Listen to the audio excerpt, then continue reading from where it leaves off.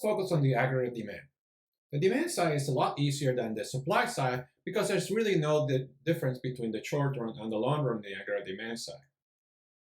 Also, we need a pretty straightforward equation which we have seen before, and we call the national income equation, and it's based on what we use gross domestic product for. So gross domestic product is used for consumption, which we call C, investment, which is goods that are used to produce other goods, and is I, government spending, which is every spending done by the government, which we'll call G, and then net exports, which is simply the exports X minus the imports N. That's what we call the aggregate demand equation. So the relationship between price, aggregate price level, and aggregate demand is negative, meaning that if the price increases and we have inflation, you have less aggregate demand. What this means is that the aggregate demand curve is downward sloping. So you can take the shape of the aggregate demand curve as given for the purpose of the class and using the model, but it would also be helpful to give a couple of reasons as to why this is so. And at this point, we can talk about two reasons why the aggregate demand curve will be downward sloping like this. Why is it that when the price increases, the aggregate demand will go down, and when the price decreases, the aggregate demand will go up?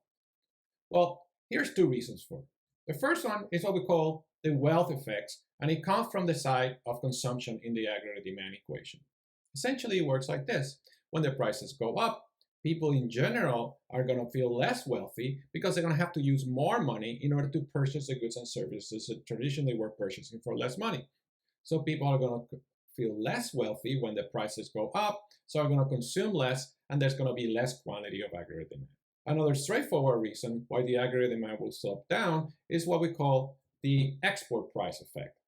And it's a sense that in international markets, because American goods are more expensive now that the price of American goods is actually more, people outside the US are going to export less, and the US is going to be forced to import more. So because of that, the net exports are going to go down, and the quantity of aggregate demand will go down. There's also a very direct and important relationship between the shape of the aggregate demand through the investment, or I, variable in the aggregate demand equation, but we will see that more clearly when we talk about the Federal Reserve and the money supply. But as long as you can see how the different determinants of aggregate demand, C, I, G, and net exports change, you will be able to manipulate this aggregate demand curve without any issues. For instance, consider what happens if there's an increase in government spending at the same price. Let's say the government passes a relief package that sends checks to people. Well, we're going to have more aggregate demand at every price, so that means that the aggregate demand curve is going to shift to the right, and this shift is exactly by the amount of the increase in government spending.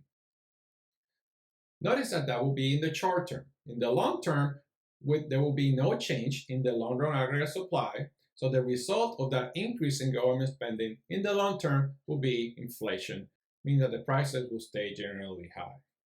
Now, this is one of the conclusions we can already mention in the model of aggregate demand, aggregate supply. When the aggregate demand curve shifts to the right, the long-term effect of that is inflation.